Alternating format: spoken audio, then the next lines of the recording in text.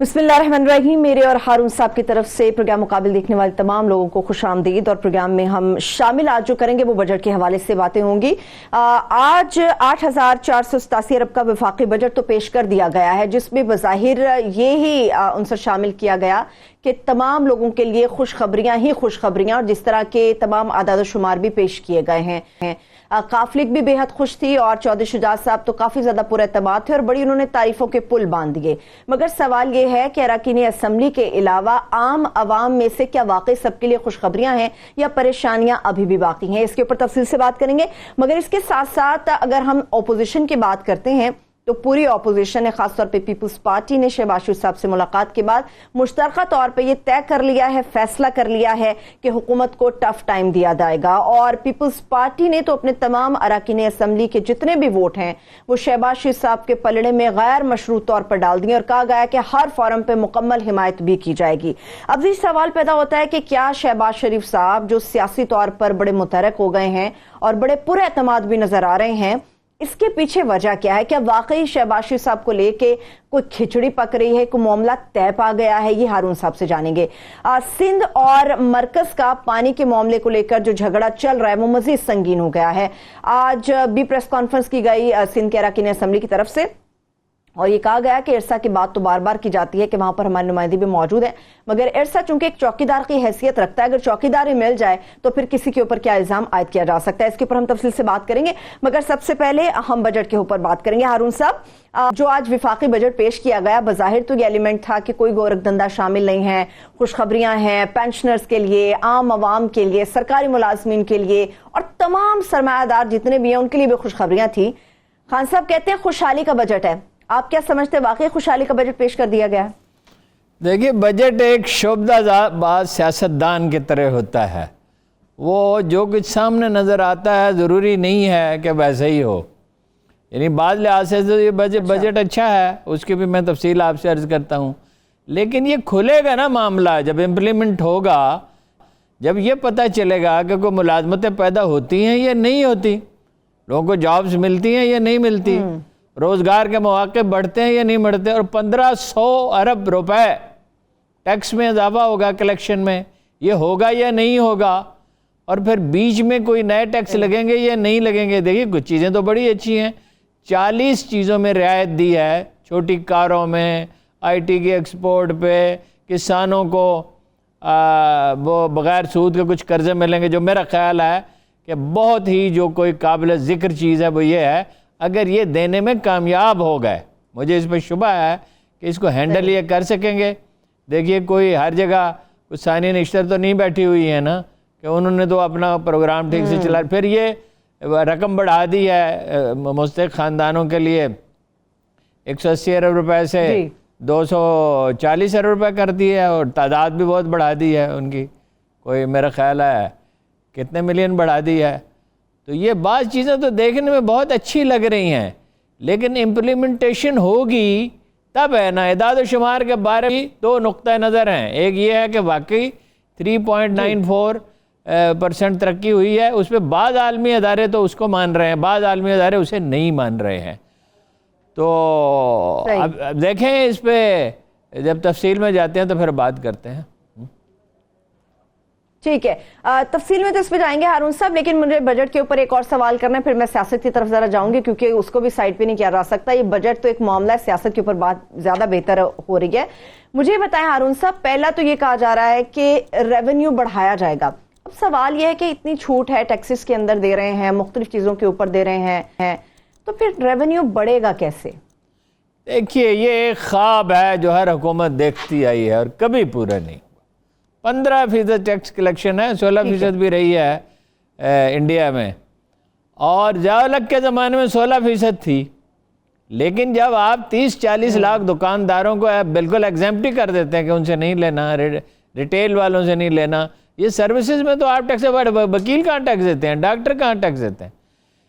दिलचस्प बात यह है कि ये इमरान खान के वोटर नहीं हैं, ये इनमें इमरान खान के वोटर बहुत होंगे तो 10-15% होंगे, 20, जैसे ओवरसीज पाकिस्तानीज में इमरान खान के वोटर हैं, बाकियों के 10-15% होंगे, 20% होंगे, 30% होंगे। लेकिन कोई जुर्रत नहीं करता اور میں بالکل صاف الفاظ میں آپ سے کہتا ہوں، اس ایف بی آر کے ہوتے ہوئے جتنے مرضی دعوے کر لیں، بڑے سیانے آدمی سمجھے جاتے ہیں اور بہت مؤثر آدمی ہیں. یہ کچھ دیر میں آپ کو بتاتا ہوں، مولانا فضل الرحمان نے کہا مجھے ان پہ ترس آتا ہے، تو اس کی کیا وجہ ہے اور اس بات کا مطلب کیا ہے شوکت ترین پہ. اچھا، بڑی شاندار گفتگو کرتے ہیں، بہت وسیع دائرہ اثر، کسی بینکر کا اتنا وسیع دائرہ اثر نہیں ہے. یعنی آپ نے دیکھا کیسے مؤدب ہو کر لوگ چیمبر آف کامرس میں انہیں سن رہے تھے اور بڑی سپورٹ میں لگی. یہ بھی آپ کو بتا دوں کہ شوکت ترین کی وجہ سے عمران خان کو کاروباری طبقے کی بڑی سپورٹ میں لگی.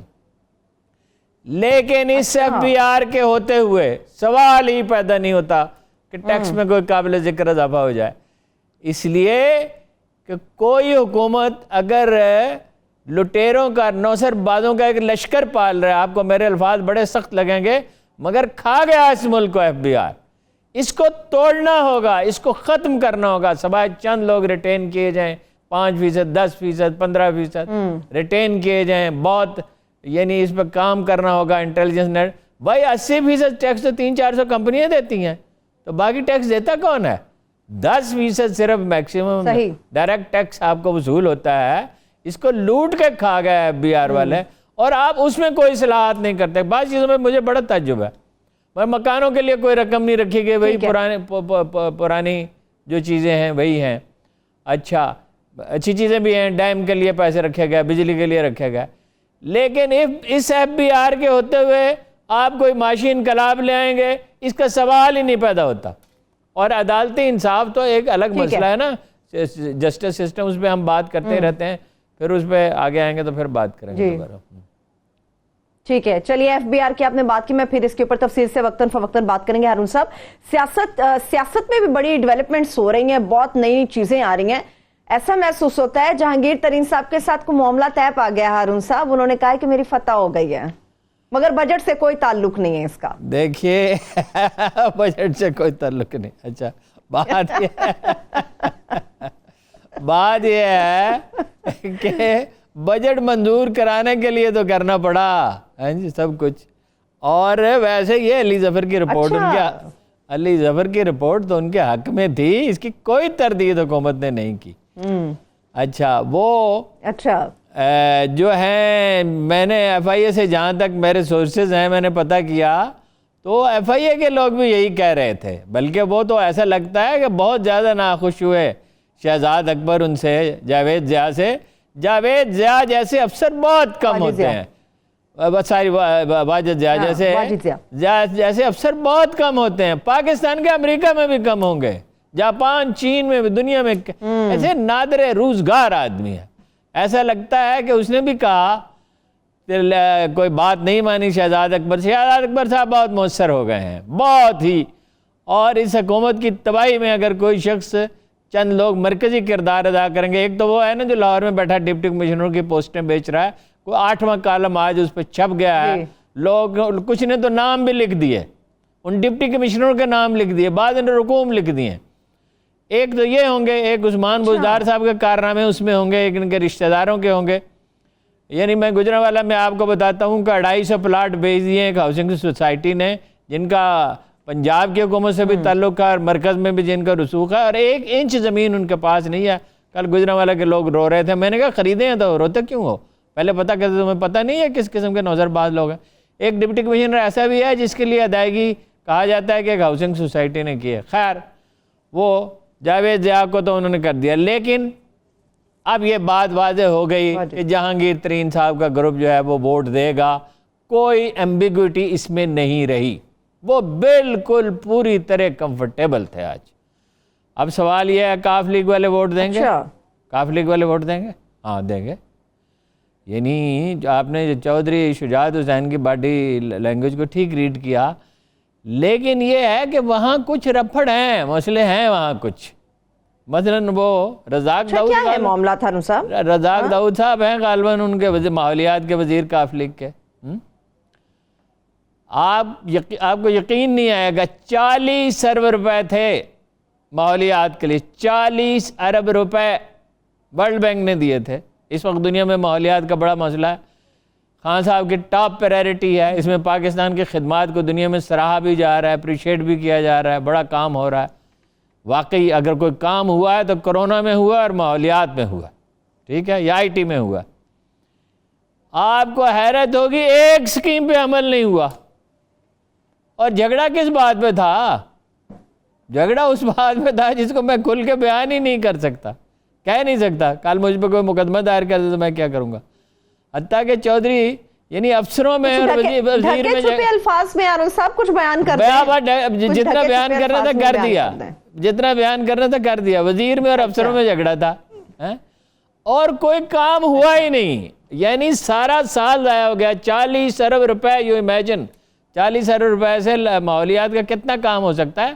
ایک درخت کی قلم کتنے پیسوں میں لگتی ہے. ساری قوم اس کے لیے تعاون کرنے کے لیے تیار ہے. آپ اسکولوں کے بچوں کو موٹیویٹ کر لیں, ٹیچرز کو کر لیں, یونین کونسلوں کے عملے کو کر لیں. کتنے بے شمار رضاکار, کتنی ہماری فلاحی تنظیمیں ہیں وہ موٹیویٹ ہو جائیں. آرمی کے کچھ لوگ اس میں مدد کر دیں گے, رینجرز کے کر دیں گے, پولیس بھی اس کام میں ہیلپ فل ہوگی. اس میں تو کوئی بھی, میڈیا بھی اس میں یقیناً ہیلپ فل ہوگا. ماحولیات کا تو بڑا سنگین مسئلہ ہے. وہ افسروں اور وزیر کے درمیان معاملہ ہی نہیں طے پا سکا. حتیٰ کہ چودھری پرویز الہی صاحب نے انہیں بلایا بھی, لیکن ووٹ وہ دیں گے اس لیے کہ اس کے سوا کوئی آپشن نہیں ہے. اب آپ نے کہا اس کا, آج تو کوئی تھوڑے سے بجھے ہوئے نظر آئے شہباز شریف صاحب, لیکن 1-on-1 میٹنگ تو ہوئی ہے بلاول بھٹو سے. اب آپ یہ بالکل بلاول کے ساتھ, اب آپ یہ دلچسپ منظر دیکھیے کہ اس پہ تو طنز کر رہے ہیں, نواز شریف پہ طنز کر رہے ہیں ان پہ, اور ان کی صاحبزادی پہ بھی طنز کر رہے ہیں, ان کا مذاق اڑا رہے ہیں.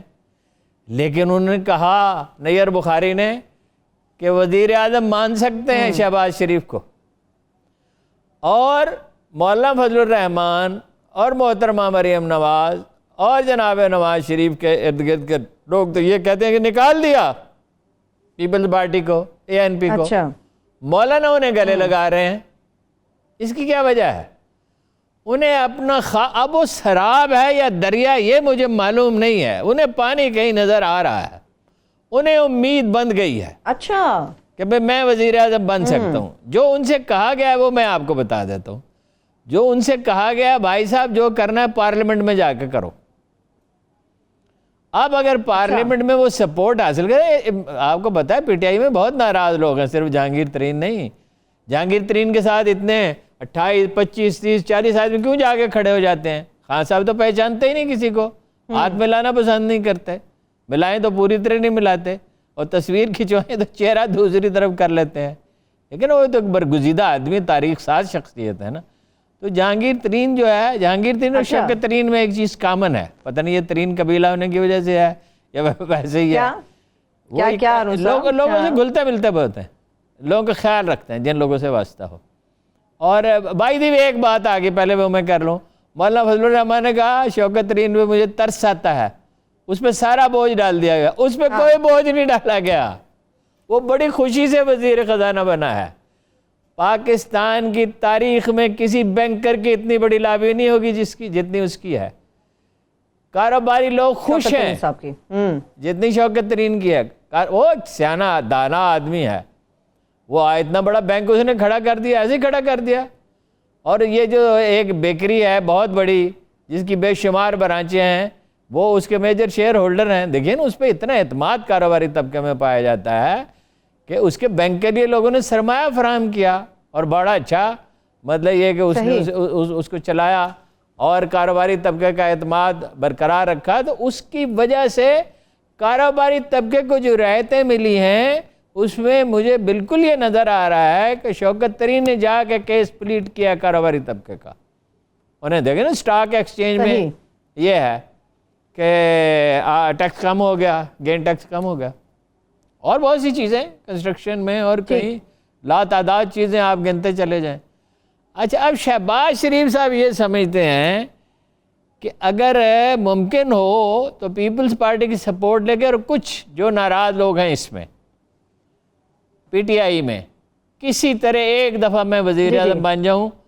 انہیں امید یہ ہے کہ بھئی میں تو ڈیلیور کر کے دکھا دوں گا, ان کا تجربہ تو ہے, کم از کم بظاہر تو وہ نظر ایسے ہی آئے گا کہ ڈیلیور کر رہے ہیں. صرف ان سے خطرہ تو ایک ہی ہے، وہ خطرہ کیا سب کو پتہ ہی ہے، ایک دہلے کی کرپشن نہیں کرتے، بس یہی ان کی خامی ہے. ٹھیک ہے ٹھیک ہے. ہارون صاحب آپ شہباز شریف صاحب کی وزارت عظمیٰ کے بارے میں جو بات کر رہے ہیں، ایک بریک لے کے واپس آ کے میں بات اور آپ کو ماضی کا ایک قصہ یاد کراؤں گی. ہو سکتا ہے کہ ماضی کا وہ قصہ ہی کارگر ثابت ہو رہا ہے. ایک چھوٹی سی بریک لے لیتے ہیں، بریک سے واپس آئیں گے.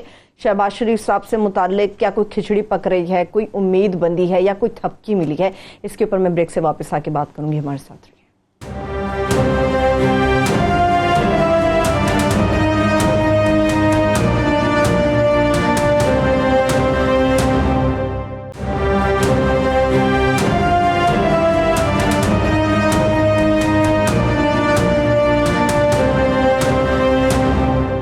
Welcome back. بجٹ کے اوپر تو ساتھ ساتھ بات چلتی رہے گی ہارون صاحب، مگر آپ نے جو شہباز شریف صاحب سے متعلق بات کی ہے تو ممکن ہے، ٹھیک ہے ہم فرض کر لیتے تھپکی ملی ہوگی، کہیں سے کوئی امید دلائی گئی ہوگی، مگر یہ بھی تو ممکن ہے کہ جو 10,000 کا تعویذ انہوں نے خریدا تھا، جو لیا تھا، اس کا اثر اب نکل رہا ہو. ممکن ہے. اور نہیں وہ ان تعویذوں سے کچھ ہوتا نہیں، اس سے صرف ان کی آرزو ظاہر ہوتی ہے. جی وہ میرے پاس ان کا ایک خط بھی ہے شہباز شریف صاحب کا ذاتی، مگر افسوس کہ وہ اس پہ لکھا ہوا یہ ہے کہ یہ آف دا ریکارڈ میں آپ کو بتا نہیں سکتا. وزیر اعظم بننے کی ان کی بہت دیرینہ خواہش ہے، اور کس کی نہیں ہوگی، کس کی نہیں ہوگی. تو لیکن یہ ہے کہ اب وہ سارا، اب طبقے کے بارے میں کچھ نہیں کہہ سکتا. ان سے یہ کہا گیا ہے کہ بھئی اگر آپ لا سکتے ہیں تبدیلی لا لیں. پیپلز پارٹی یہ چاہتی ہے. پیپلز پارٹی کیوں چاہتی ہے؟ پیپلز پارٹی یہ چاہتی ہے سب سے پہلے تو یہ اپنا خان صاحب سے جان چھوٹے، بھائی یہ زندگی عذاب کی ہوئی ہے. اچھا، دوسری بات یہ ہے کہ اگر اس کے نتیجے میں شریف خاندان میں ان کی نواز شریف سے اور مریم سے جان چھوٹتی ہے تو شہباز شریف تو ایک پانی ہے، پانی کی طرح نا، جس برتن میں ڈالو، اس بوتل میں ڈال دو، گلاس میں ڈال دو، ہاں جی، کسی چیز میں ڈال دو، اس میں ڈل جائیں گے، ویسے ہی ہو جائے گا. اچھا، ان کا مسئلہ صرف بہت سمپل ہے. ایک ایڈکشن ہوتی ہے، جیسے خوفناک ایڈکشن ہے. بعض باتیں خان صاحب کے بارے میں کہی جاتی ہیں، بعض زرداری صاحب کے بارے میں کہی جاتی ہیں، بعض بلاول کے بارے میں کہی جاتی ہیں، یا یہ ایسے کوئی بہت عام آدمی، چلیے ان کا نام نہ لیں، کہ فلاں آدمی کو فلاں چیز کی ایڈکشن ہے. مطلب بعض لوگوں کو جھوٹ بولنے کی ایڈکشن ہوتی ہے، بعض لوگوں کو بعض منشیات کی ایڈکشن ہوتی ہے. جو شہباز شریف صاحب نے اقتدار کی ایڈکشن اور لوگوں کو بھی ہے، انہیں اتنی زیادہ ہے کہ آپ اس کا اندازہ ہی نہیں کر سکتے. وہ ایک ولنگنس ٹو بلیو پیدا ہو جاتی ہے. یعنی ایک آدمی بھوکا ہو، اس کو کہا جائے کہ آؤ تجھے کھانا کھلاتے ہیں، چاہے کوئی مذاق ہی کر رہا ہے، وہ اس کے پیچھے چل پڑے گا. اب مجھے نہیں پتا جو تھپکی دی گئی ہے وہ اصلی ہے یا نقلی ہے، یا یہ ہے کہ بھئی اگر یہ کچھ کر سکتے ہیں تو کر لیں. اس لیے کہ کوئی خان صاحب سے کون سا کچھ، سب لوگ بہت خوش ہیں. اچھا، جن سب لوگوں کی آپ نے ہارون صاحب بات کی ہے، ان کے ساتھ کچھ معاملات پر یا نقطہ نظر پر کچھ معاملات ایسے ہیں جن پہ خان صاحب ایگری نہیں کرتے، تو ممکن ہے کہ نقطہ نظر کا یہ اختلاف شہباز شریف صاحب کی راہیں ہموار کر رہا ہو. ممکن ہے شہباز شریف صاحب یہ سمجھتے ہوں کہ میں اس سے فائدہ اٹھا سکتا ہوں. یعنی یہ دیکھیے نا، آخر عمران خان صاحب ایک وزیر اعظم ہیں. اعتراض تو اس ہر الیکشن پہ ہوا ہے نا، اس الیکشن پہ بھی اعتراض ہے، اور بعض اعتراضات درست بھی ہیں اور بالکل درست ہیں. لیکن بہرحال ان کے ساتھ تو بہت سے لوگ کھڑے ہوئے ہیں. لوگ اس بات کو بھول جاتے ہیں کہ بیٹوین دا الیکشنز صرف ووٹر کی اہمیت نہیں ہوتی، ووٹر کی اہمیت بہت کم ہو جاتی ہے. فعال طبقات کی اہمیت ہوتی ہے. جو ڈٹ کے کھڑا ہوا ہے ورکر خان صاحب کے ساتھ، پاکستان میں بھی، اوورسیز پاکستانی بھی، وہ تو ان کے ساتھ کھڑا رہے گا نا. الیکٹیبلز ان سے ناراض ہیں، کچھ اور لوگ جو ہیں وہ نقطہ نظر کا اختلاف ان سے رکھتے ہیں، لیکن وہ اتنا سمپل سا معاملہ تو نہیں ہے. ہاں، وہ اس میں چھپانے کیا بات ہے، وہ اس پہ انہیں انڈیا سے تجارت چاہتے ہیں کچھ لوگ، اور وہ نہیں چاہتے. وہ کہتے ہیں کہ جی ایک دفعہ تو فیصلہ بھی کر لیا، اس لیے کہ بطور پولیٹیشین کے ان کی پوزیشن بہت زیادہ خراب ہو جائے گی. وہ جو ان کا جو آدمی ایک امیج بناتا ہے اور وہ اسے برقرار رکھنا چاہتا ہے، یا اس کا بعض اوقات قیدی بھی ہوتا ہے، وہ یہ کیسے گوارا کر سکتے ہیں کہ سری نگر میں، جہاں اس وقت جب وہ کرکٹ کے یعنی کیپٹن تھے تو ان کی تصویریں لہرائی گئی تھی سری نگر اسٹیڈیم میں، تو وہ اپنی ساری پاپولیرٹی وہاں ضائع کر دیں اور وہاں سے ایک لہر اٹھے، ایک بیان علی گیلانی کا اگر آ جائے کہ اس آدمی نے ہمیں دھوکہ دیا، تو آپ اندازہ کر سکتے ہیں کہ اس کا نتیجہ کیا ہوگا۔ علی گیلانی کو کون روک سکتا ہے، اور یاسین ملک کو کون روک سکتا ہے، اور شبیر شاہ کو کون روک سکتا ہے، اور آسیہ اندرابی کو کون روک سکتا ہے؟ یہ کوئی لوگ کوئی آزاد کشمیر کے سیاستدان تھوڑے ہی ہیں، وہ اپنی جانیں ہتھیلیوں پہ لیے پھرتے ہیں۔ اچھا، ٹریڈ کا اسی طرح جو واقعہ ہوا ہے، یہ عجیب و غریب واقعہ ہے، اس کو میڈیا نے پوری اہمیت ہی نہیں دی۔ بھائی امریکہ کے حوالے سے بات کر رہے ہیں، سی آئی اے کے چیف سے ملاقات سے انہوں نے انکار کر دیا، کبھی کسی نے نہیں کیا۔ یہ اب وہ وزیر خارجہ نے بات کرنے کی کوشش کی، اس کی بات سننے سے انکار کر دیا۔ یعنی وہ جو پروٹوکول ہوتا ہے، ظاہر ہے انہوں نے اسٹاف سے رابطہ کیا، یہ وہ انہوں نے کہا نہیں، بات ہوگی تو صدر سے ہوگی، ٹھیک ہے۔ میری ذاتی رائے ویسے مختلف ہے، میرا یہ خیال ہے کہ انہیں سی آئی اے کے چیف سے بھی 5-7 منٹ کی بات کر لینی چاہیے تھی، کہنا تھا مصروف ہوں، بات یہ فلاں آدمی سے کر لیں، ڈیٹیل میں اس کو بتا دوں گا، اور وزیر خارجہ سے بھی کر لینی چاہیے تھی۔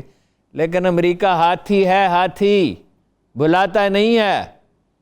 اگر کوئی شہباز شریف پتے لگا سکے، اگر بھائی کی آشیرواد مل گئی، دیکھیں نا، بھائی کے لیے بھی سوچئے نا، خود تو نکل گئے، خود تو آ نہیں سکتے، تو اگر کوئی رعایتیں انہیں چاہیے، مقدمات تو ان پہ ہیں۔ پاکستان میں دھان اور گیہوں کے کھیتوں کا نظارہ تو اب وہ نہیں کر سکتے، اب وہ مری تو نہیں جا سکتے، اب وہ کراچی کے ساحل پہ اتر تو نہیں سکتے۔ یہ اگر انہیں ان کی سمجھ میں یہ بات آتی ہے کہ اپنی دولت بھی بچا لوں اور بھائی میرا ہو جائے، کچھ تو میرا لحاظ کرے گا اور کچھ میرے لیے رعایتیں حاصل کرے گا، تو یہ ناممکن نہیں ہے، مشکل ہے، مشکل بہت ہے۔ ادھر عمران خان آیا اور اس کے ساتھ وہ ورکر ہیں جو اسے چھوڑنے کے لیے تیار نہیں ہیں، لیکن خان صاحب میں ایک اور ٹینڈنسی بھی تو ہے نا، وہ کسی وقت بھی کوئی بلنڈر کر سکتے ہیں، آپ کو پتہ ہی ہے۔ یعنی یہ میڈیا کے معاملے میں جو کچھ وہ پلان کر رہے ہیں، یہ اس بری طرح یہ اس کا مسئلہ ہی کوئی نہیں تھا، یہ جہانگیر ترین کا پرابلم ہی نہیں تھا، یہ پرابلم کہاں سے پیدا ہو گیا؟ اور میڈیا کے معاملے میں جو کچھ وہ پلان کر رہے ہیں، انہیں اندازہ ہی نہیں ہے کس بری طرح فائر بیک کرے گا، تو وہ کسی بات پہ کچھ کر سکتے ہیں۔ وزیر اعظم ہے، وہ ملک کے وہ اپنی طرف سے تو پلان کرتے ہیں، یہ الگ بات ہے کہ کچھ لوگوں کے مشورے سے وہ بلنڈر بن جاتا ہے۔ نہیں، بلنڈر تو وہ آدمی مشیروں کا انتخاب کون کرتا ہے؟ شہزاد اکبر وہ شاید پہلا آدمی ہوگا، یا Usman Buzdar, I don't know, ان دونوں میں سے ایک آدمی ہوگا جس کے خلاف پہلا ریفرنس دائر ہوگا جب یہ حکومت ختم ہوگی۔ ہم نہیں کہہ سکتے، غیب تو اللہ جانتا ہے کب ختم ہوگی۔ تاریخ میں ایسے کردار دیکھنا یہ ہوتا ہے، وہ انگریزی میں کہتے ہیں all is well if the end is well، جو نوابزادہ نصر اللہ خان نے کہا تھا جہانگیر بدر سے اور وہ رحیم صاحب سے جو گورنر تھے، جو انہوں نے کہا ہم آپ کو جتا دیں گے الیکشن میں، انہوں نے کہا میری عاقبت خراب نہ کرو، میرا انجام خراب نہ کرو، میں نے ایک آنریبل، ایک معزز شریف انسان کی زندگی گزاری ہے۔ آپ کو پتہ ہے نوابزادہ مقروض تھے آخری دن تک، آخر میں ان کا ایک پلاٹ تھا، وہ کشمیر کمیٹی کے چیئرمین نہیں تھے صرف، وہ ٹیلی فون کرتے تھے تو وزیر اعظم مؤدب ہو کے سنتی تھی بے نظیر۔ ان کا ایک پلاٹ تھا جو بھٹو صاحب کے زمانے میں سوسائٹی نے، ماڈل ٹاؤن سوسائٹی نے اس پہ قبضہ کر لیا تھا، سپریم کورٹ تک مقدمہ لڑا، اس کے پیسے جب سپریم کورٹ کے فیصلے کبھی انہوں نے کوئی سفارش نہیں کرائی، ایکسپیڈائٹ بھی نہیں کرایا، اس کے پیسے ملے تو اپنی عمر بھر کے قرض ادا کیے، عمرہ کیا، نواز شریف سے ملے جدہ میں جا کے، عمرہ بھی کیا، بے نظیر سے ملے لندن میں، انہیں واپسی پہ آمادہ کرنے کی کوشش کی۔ اصل میں یہ ہوتا ہے کہ انجام کیا ہوتا ہے آدمی کا، اصل میں یہ نہیں ہے کہ آج وہ بہت طاقتور ہے، جی آج کی طاقت کیا ہے، کتنے لوگ ہیں۔ لیکن ہارون صاحب ٹھیک، جی بتائیے۔ لیکن ہارون صاحب شہزاد اکبر صاحب کی ٹھیک ہے، مذہب کے معاملے سے ہٹ کر شہزاد اکبر صاحب کے بارے میں فواد چودھری صاحب کئی دفعہ یہ اعلان بات کر چکے ہیں کہ شہزاد اکبر صاحب برے آدمی نہیں، بڑے اچھے آدمی ہیں، وہ بات کرتے ہیں، وہ کام کرتے ہیں جو حکومت کی طرف سے یا عمران خان صاحب کی طرف سے انہیں کہا جاتا ہے۔ شہزاد اکبر صاحب پہ تنقید بھیجا ہے، چاہے وہ جہانگیر ترین کا معاملہ ہو، نذیر چوہان کا یا کسی کا، جہاں تک تو ان کے مسلمان ہونے کا تعلق ہے، میں کوئی مفتی ہوں کہ اس پہ رہے تو میرا کوئی حق ہی نہیں، نہ میں اس پہ کوئی تحقیق کی ہے۔ رہ گیا یہ کہ حکومت جو کہتی ہے، ظاہر ہے وزیر اعظم کی مرضی سے کرتے ہیں نا، تو وزرائے اعظم کو اور صدور کو اور گورنروں کو ایسے ہی لوگ ناکام بنایا کرتے ہیں، اور کون ناکام بنایا کرتا ہے؟ آپ کو کتنے میں کالم پڑھ چکا ہوں، میں نے آپ سے ابھی کہا، اور کتنے اخبار نویس جو ہیں اللہ اعلان چیخ چیخ کر کہہ رہے ہیں کہ مناصب بک رہے ہیں پنجاب میں، اور نام لے رہے ہیں اس آدمی کا جو بیچ رہا ہے. صحیح. تو ایسے ہی لوگ ہیں نا جو حکومتوں کی ناکامی کا. عمران خان کے بارے میں کون کہتا ہے کہ وہ پیسے لیتے ہیں کسی سے؟ عمران خان وہ تو کہا نا 1000 روپے کی کرپشن کی بلاول بھٹو نے، اور مجھے عجیب بھی بات لگی. اور بھائی کس نے کی کرپشن؟ تمہیں آپ کو پتہ ہے کرپشن کا بادشاہ کون ہے اس ملک میں؟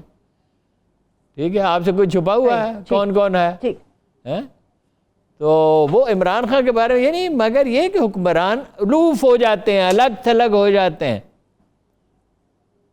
اور جب وہ الگ تھلگ ہو جاتے ہیں تو وہ منوربل ہو جاتے ہیں، ان کا جانا ممکن ہو جاتا ہے.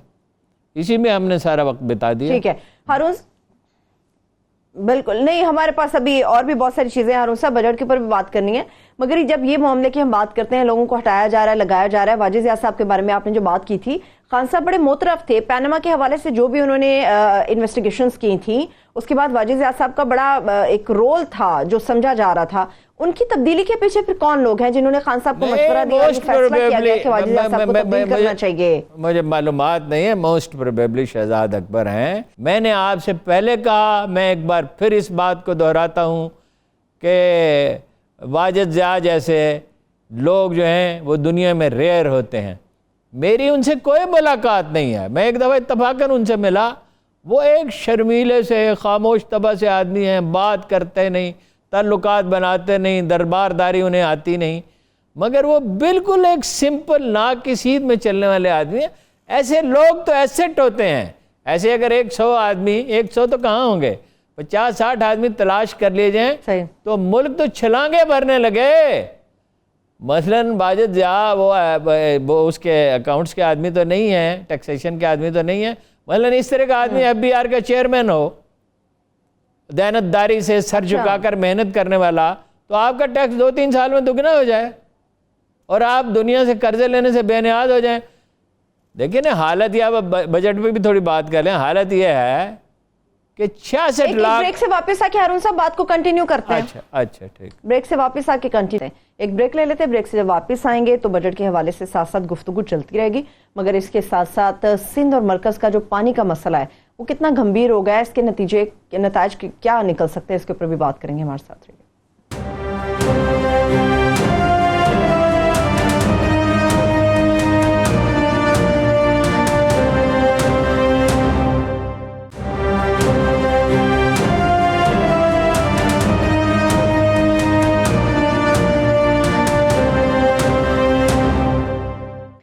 Welcome back.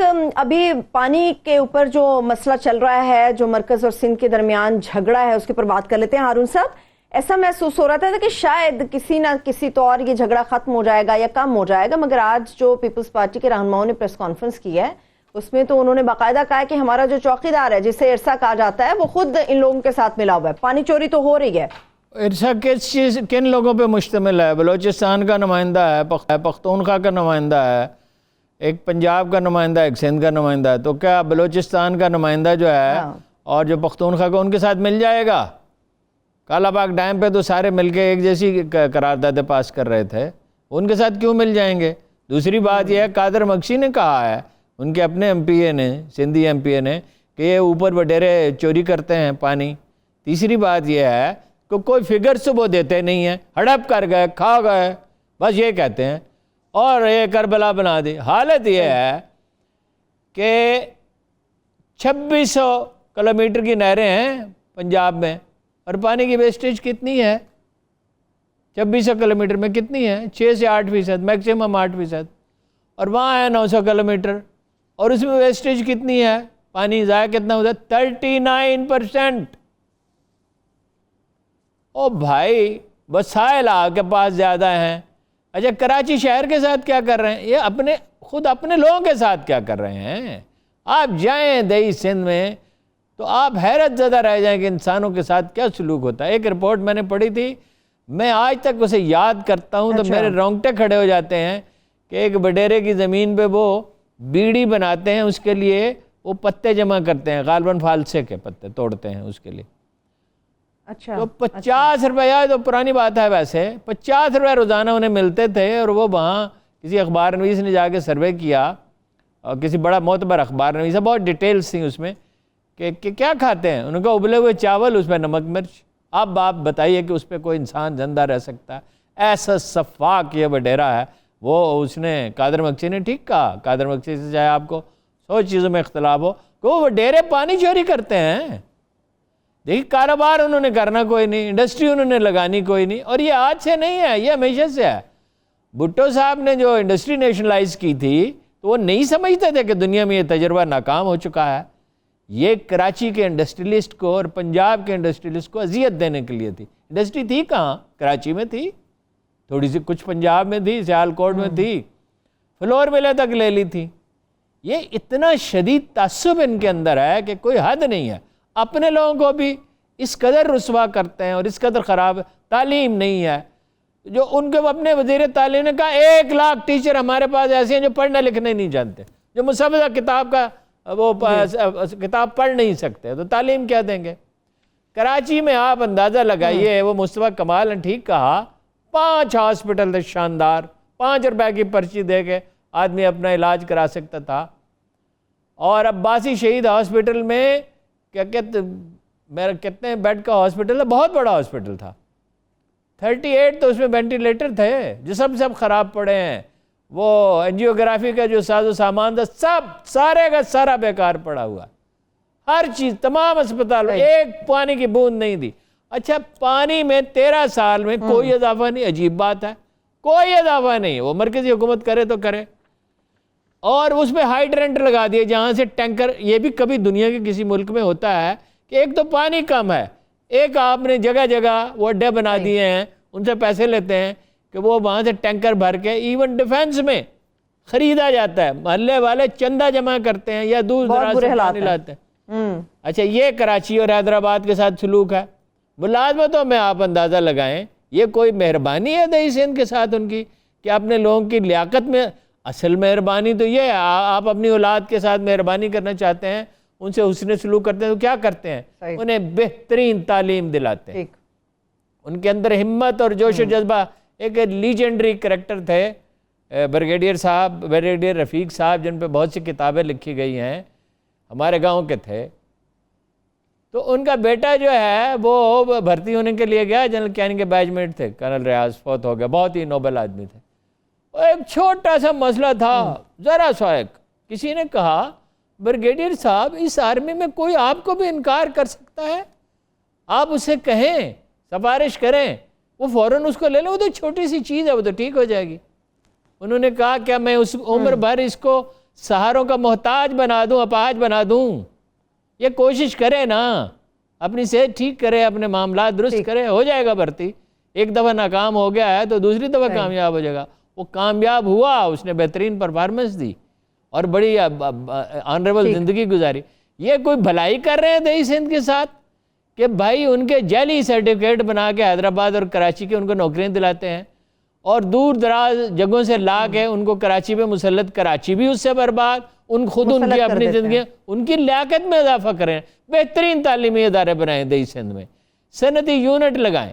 دیکھیے نا ابھی اس بجٹ میں یہ ہو رہا ہے نا کہ جگہ جگہ پہ انڈسٹریل زون بنیں گے اور ٹیکس ایگزیمپشن انہیں ملے گی, کاروبار کے لیے پیسے ملیں گے. کیا چیز ہے جس کی سندھیوں میں کمی ہے؟ کیا وہ اچھے فوجی نہیں ہیں؟ کیا ان میں اچھے افسر پیدا نہیں ہوئے؟ کیا ان میں اچھے پولیٹیشین نہیں پیدا ہوئے؟ مگر یہ ہے کہ آپ نے ان کو بھی اپاہج بنا رکھا ہے, اور کراچی والوں کے ساتھ اور حیدرآباد والوں کے ساتھ بھی زیادتی کر رہے ہیں. تو یہ ایسی ایک ڈرامہ ہے, اور ایک کیا ڈھکوسلا ہے, بلیک میلنگ ہے. میں آپ کو پتا الفاظ چبانے کا عادی نہیں, یہ بلیک میلنگ ہے. یہ کسی کہیں گیا معاملہ, مثلا سپریم کورٹ میں چلا گیا, ان کے خلاف فیصلہ آئے گا, اس میں کوئی شبہ ہی نہیں ہے. اچھا دنیا سے بلا لیں لوگوں کو, غیر جانبدار لوگوں کو بلا لیں, کہیں سے بلا لیں, کوئی جج, ریٹائرڈ جج, ان کی کمیٹی بنا دیں, اس کے سوا کوئی فیصلہ سامنے نہیں آئے گا. 39% پانی کیسے ضائع ہو سکتا ہے؟ یہ بات آپ کی سمجھ میں آتی ہے؟ اور کوئی دلیل نہیں دیتے, سندھ کارڈ کھیلتے ہیں تاکہ کم از کم دیہی سندھ پہ گرفت رہے اور بلیک میلنگ کے ذریعے اپنی حکومت قائم رکھی جائے. ٹھیک ہے, چلیے. ٹھیک ہے. ویسے ہارون صاحب آبی تحفظ کے لیے جو آج بجٹ پیش ہوا ہے اس میں 91 ارب رکھے گئے ہیں، کیونکہ عمران خان صاحب پہلے کہہ رہے تھے ابھی تو سندھ نے آوازیں ڈالنا کے لیے بھی شروع کی کہ بحران ہے، ہمیں جان بوجھ کے پانی کم دے رہے ہیں. 118 روپے غالباً بجلی کے لیے رکھے گئے ہیں. وہ اس لحاظ سے تو بجٹ اچھا ہے. ہم تو یہ دیکھیں گے سول ادارے اگر مضبوط نہیں ہوتے تو سب باتیں ہیں. پولیس اگر ٹھیک نہیں ہوتی، کوئی ملک ٹھیک پولیس، عدلیہ 120ویں نمبر پہ آ گئی. ججوں کے بارے میں وہ افواہیں اڑنے لگے ہیں، بیشتر افواہیں ہوتی ہیں، ظاہر ہے افواہیں اڑنے لگی جیسی پولیس افسروں کے بارے میں اڑتی ہیں. عدلیہ 120ویں نمبر پہ آ گئی. یہ وہ عدلیہ تھی اس ملک کی، قائد اعظم کے ساتھ ملاقات سے چیف جسٹس نے انکار کر دیا تھا. غالباً لیاقت علی خان کے ساتھ بھی ایک چیف جسٹس نے ملاقات سے انکار کیا. حکومت کا ایک کیس موجود ہے، اس لیے ہم اس وقت ملاقات نہیں کر سکتے. جسٹس عبدالرشید ان کا نام تھا جہاں تک مجھے یاد پڑتا ہے. اچھا، ایف بی آر تباہ ہو گئی، ایف آئی اے بھی بہتر ہو رہی تھی، ٹریننگ ہو رہی تھی، جدید ٹریننگ ہو رہی تھی ایئرپورٹس پہ، سرحدوں پہ، وہ اپنا ماڈرن ایکوپمنٹ آ رہا تھا، میرٹ پہ بھرتی ہو رہی تھی، اس کو نکال دیا. اور سول اداروں کے بغیر ملک کبھی ترقی نہیں کرتے. یہ وعدے اچھے ہیں، کچھ چیزیں ہے، تو یہ ڈیولپمنٹ اورینٹڈ بجٹ ہے، اس میں بہت سی سہولتیں ہیں، لیکن یہ جب نتیجہ نکلے گا پھر دیکھیں گے، پھر پتہ چلے گا. ہارون صاحب، ایف بی آر کے اوپر آپ بات کر رہے تھے کہ اصلاحات ہونی چاہیے. شوکت ترین صاحب کا یہ کہنا کہ جی ایف بی آر کا رول اب محدود کر دیا گیا ہے اور تاجروں کو اب یہ تنگ نہیں کر سکے گی، تو کیا اس کے اوپر امپلیمنٹ بھی ہوگا یا پھر رول کچھ اس طرح سے محدود کیا جائے گا؟ کئی دفعہ شعر آپ کو سنایا ہے، یہ جامع سچاک بدل لینے میں کیا تھا، مہلت ہی نہ دی فیض کبھی بقیہ گری نے. اور موصفی کا شعر ہے کہ موصفی ہم تو یہ سمجھتے تھے کہ ہوگا کوئی زخم، تیرے دل میں تو بہت کام رفو کا نکلا. یہ ایف بی آر نہیں چل سکتی. جو اصلاحات انہوں نے تجویز کی ہیں وہ صحیح ہیں، ان کی اپروچ ٹھیک ہے، وہ ایک دانا آدمی ہیں، ہوش مند آدمی ہیں، لیکن ہو نہیں سکتا، کر نہیں سکتا. یہ پوتڑوں کے بگڑے ہوئے ہیں، یہ ادارہ برباد ہو چکا ہے.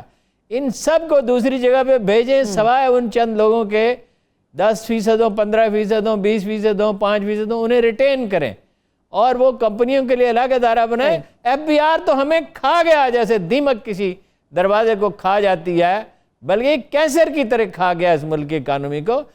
نمبر 1 پرائرٹی ہونی چاہیے ایف بی آر کی اصلاح، باقی سب اس کے بعد ہے. پولیس بھی، عدلیہ بھی. جہاں انصاف نہیں وہ ملک چل کیسے سکتا ہے؟ اور سرکاری ملازم تاجروں سے پیسے لے کے ہڑپ کر جاتے ہوں. اور سیلز ٹیکس آپ کا خیال ہے یہ جو ہم ہوٹلوں میں اور دکانوں میں دیتے ہیں، یہ sale tax F B R کو ملتا ہے مشکل سے 15%، باقی دکاندار کھا جاتے ہیں. ہارون صاحب بات کریں گے، ٹھیک ہے، ہاں صحیح ہے، اس کے اوپر بات کرتے رہیں گے. بہت شکریہ، وقت ختم ہو گیا. تھینک یو سو مچ. میرے تمام دیکھنے والوں کا شکریہ. اس کے ساتھ ہی مجھے اجازت دیجیے. اپنا بہت سا خیال رکھیے. خدا حافظ.